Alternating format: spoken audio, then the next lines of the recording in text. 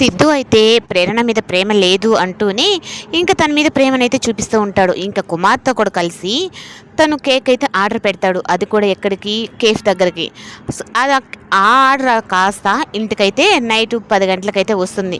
ఇంకా ఏంది ఆర్డర్ ఎవరు పెట్టారు అని చెప్పని ఒక పక్క మంజుల, విజయానంద్ అందరూ అడుగుతూ ఉంటే ఇంకా సిద్ధు గారు ప్రేరణ పేరు మీద చేశారు అని చెప్పని చెప్తారు. ఓహో కేక్ అని.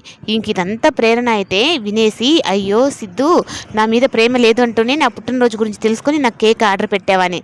ఇంకా ఇదంతా చూస్తూ అయితే విజయానంద్ మొహం అయితే ఇంకా చాలా చిన్నదిగా అయిపోతుంది. ఇంకా కేక్ ఎలా తెచ్చారో కదా, కట్ చేసేస్తే పోతుంది కదా అంటే ఇంకోటి సర్ప్రైజ్ గిఫ్ట్ అనేది పక్కన ఉంటుంది. అది మాత్రం సిద్ధు అయితే ఇవ్వకుండా ఉంటాడు. నాకు నిద్ర వస్తుంది అని చెప్పానంటే, కేక్ పెట్టిన వాడివి ఇప్పుడు నిద్ర వస్తుంది అంటే ఎలా, కేక్ కట్ చేసిన తర్వాత వెళ్ళి పడుకో అని చెప్పని మంజుల కూడా అంటుంది.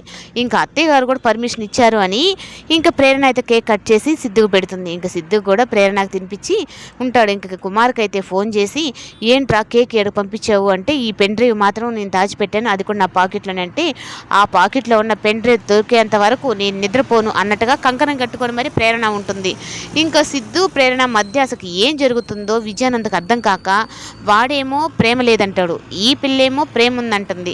అసలు నాకే అర్థం కావట్లేదు, నన్ను ఏమన్నా పిచ్చివాళ్ళని చేస్తున్నారా వీళ్ళిద్దరు కలిసి అన్నట్టుగా విజయానందకైతే చాలా అనుమానాలు అనమాట. ఇంకా మంజుల అయితే వీరిద్దరిది ఉండేదే కదా అని చెప్పి తనైతే మామూలుగా తీసుకుంటుంది. కానీ విజయానంద్ అయితే గుణాకు ఫోన్ చేసి, ఇక్కడ నీ చెల్లెలు పుట్టినరోజులు కూడా చేస్తున్నాడు ఈ సిద్ధు అని చెప్పి అనగానే, అంటే వాళ్ళు పుట్టినరోజులు చేసుకుంటూ ఉంటే నువ్వు నాకు అవన్నీ చెప్పి నాకు చేస్తున్నావా అని చెప్పి గుణ అయితే విజయానందనే తిడతాడు. అంటే నీకు మంచి చెప్పి, అంటే చెడు కాదు మంచి కాదు అంటే ఇప్పుడు వాళ్ళిద్దరూ అంత ఎంజాయ్గా ఉన్నారు అని చెప్పి నేను చెప్తున్నా కానీ నీకు అర్థం కాదా అని గుణ అని తిడతాడు.